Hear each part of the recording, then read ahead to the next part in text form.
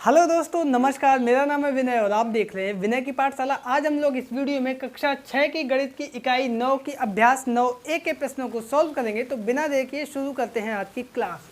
तो ये एक्सरसाइज जो है वो समांतर रेखाएं और लंब रेखाओं से संबंधित है। तो सबसे पहले हम लोग ये जान लेते हैं कि समांतर रेखाएँ किसे कहेंगे।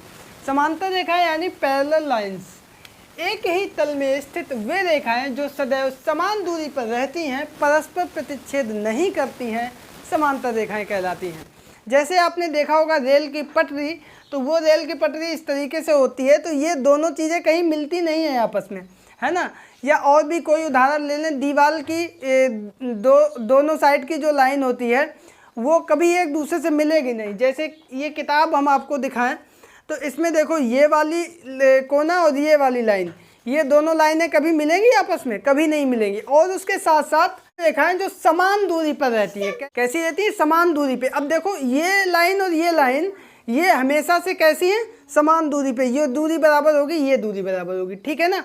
तो ऐसी रेखाओं को हम लोग समांतर रेखाएं कहते हैं। और इन्हें हम कैसे प्रदर्शित करेंगे? ए बी, ये समांतर रेखा का चिन्ह होता है सी डी के समांतर। मान लो कहीं पे दो लाइन, अगर इसका नाम ये कोई एल रेखा होती है, एम रेखा होती है, और ये अगर समांतर है तो हम इसको लिख देते हैं एल समांतर है एम के।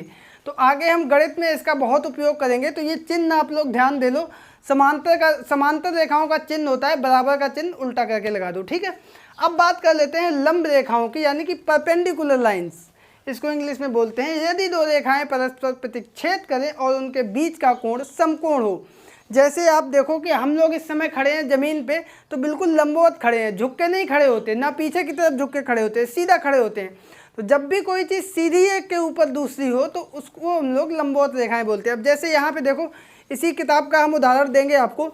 ये रेखा और ये रेखा समांतर रेखा है, लेकिन ये रेखा और ये रेखा, तो ये कोण कितने का बन रहा है? यहाँ पे कोण बन रहा है 90 अंश का।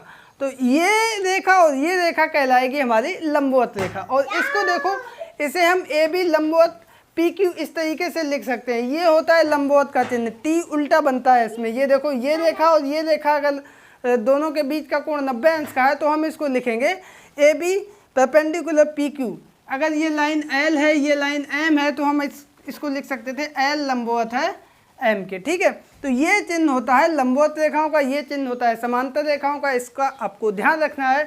और इसी के साथ अब हम लोग चलते हैं एक्सरसाइज की तरफ। तो बच्चों, यहाँ पर एक्सरसाइज 9A का प्रश्न नंबर 1 है। वो है हमारा, अपने आसपास की वस्तुओं के समांतर रेखाओं के युग्मों के 4 उदाहरण दीजिए। तो 4 उदाहरण हमें लिखने हैं। आप सबसे पहले अपने मन में सोचें, आसपास कौन सी ऐसी 4 चीज़ें हैं जिनमें समांतर रेखाएँ हैं, और हम यहाँ पे कुछ लिख रहे हैं। आप अगर उससे कुछ और सोचें तो उसको भी हमें बताना। तो सबसे पहले तो हम लिखे दे रहे हैं रेल की पटरी, क्योंकि उसमें जो दोनों पोल होते हैं ना, वो किसी से भी एक दूसरे से मिलते नहीं हैं, ठीक है।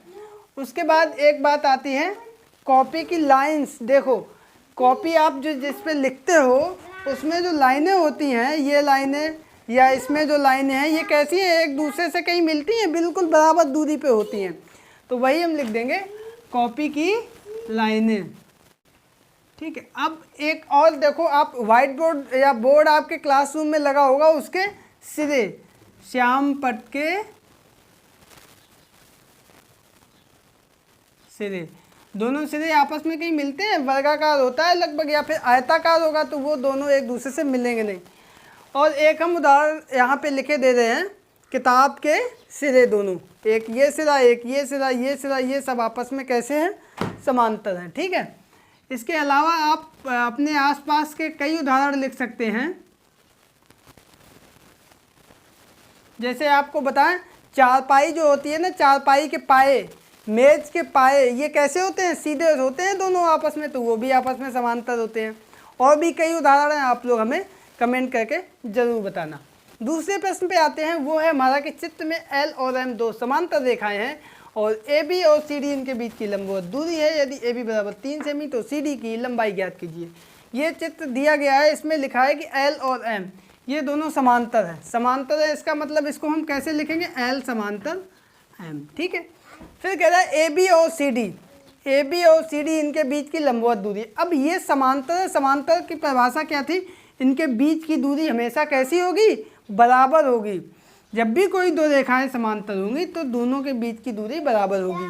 तो यहाँ पे ए बी 3 सेंटीमीटर दिया है, तो यहाँ पे हम लिख देंगे चूंकि एल और एम दोनों समांतर रेखाएं हैं, अतः ए बी बराबर सी डी, ए बी बराबर सी डी। ठीक है, यहाँ पे हम लिख सकते हैं ए बी बराबर सी डी या फिर सी डी बराबर ए बी। अब यहाँ से क्या निकल के आएगा, सी डी बराबर ए बी हमारा 3 सेंटीमीटर है, तो सी डी भी हमारा कितना निकल के आएगा, 3 सेंटीमीटर निकल के आएगा, और यही हमारा आंसर आ जाएगा। तो सी डी बराबर हमारा हो जाएगा 3 सेंटीमीटर। क्यों? क्योंकि समांतर रेखाएं जब होती हैं तो बीच की दूरी हर जगह पर समान होती है। ठीक है, तो ये प्रश्न नंबर 2 हो गया। तीसरे प्रश्न पे चलते हैं, वो है हमारा कि चित्र में आयत ए बी सी डी के नाम लिखे गए हैं। ये चित्र है ए बी सी डी, ये आयत है। आयत है इसका मतलब आमने सामने की भुजाएं बराबर होगी। अब देखो यहाँ पे एक चीज़ स्पष्ट होती है, चूँकि ये भुजा और ये भुजा बराबर है, तब ये दोनों भुजाएं चूँकि बराबर हैं तो इससे ये सिद्ध होता है कि ये दोनों आपस में समांतर होंगी। क्योंकि समांतर रेखाओं की कंडीशन ही होती है कि अगर दोनों के बीच का अंतर बराबर है तो वो समांतर हो गई। तो यहाँ पे पहला यही पूछा है कि क्या ए बी और सी डी ये समांतर का चिन्ह है, क्या ए बी और सी डी समांतर है, तो लिख देंगे हाँ। क्यों है? क्योंकि ए बी और सी डी समांतर है, क्योंकि ए डी और बी सी बराबर हैं। आयत ए बी सी डी में ए डी बराबर बी सी।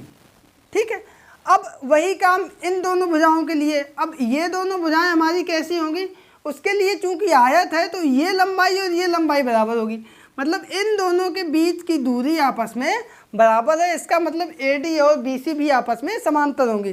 तो फिर हम यहाँ से लिख देंगे, जो इसमें है कि क्या ए डी समांतर बी सी, तो यहाँ भी हम लिख देंगे हाँ, क्योंकि आयत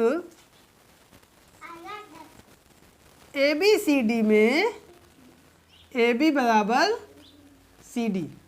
ठीक है, इसलिए ए डी और बी सी आपस में समांतर होंगे। तो यही हो गया हमारा आंसर प्रश्न नंबर 3 का, और इसी के साथ हमारी ये एक्सरसाइज कंप्लीट होती है। आई होप कि आप लोग इसको समझ गए होंगे। वीडियो पसंद आए तो इसको लाइक करें, दोस्तों के बीच में शेयर करें, और चैनल पर अगर पहली बार आए हैं तो इसको सब्सक्राइब करके ऑल नोटिफिकेशन प्रेस कर लीजिए। मिलते हैं अगले वीडियो में, तब तक के लिए नमस्कार।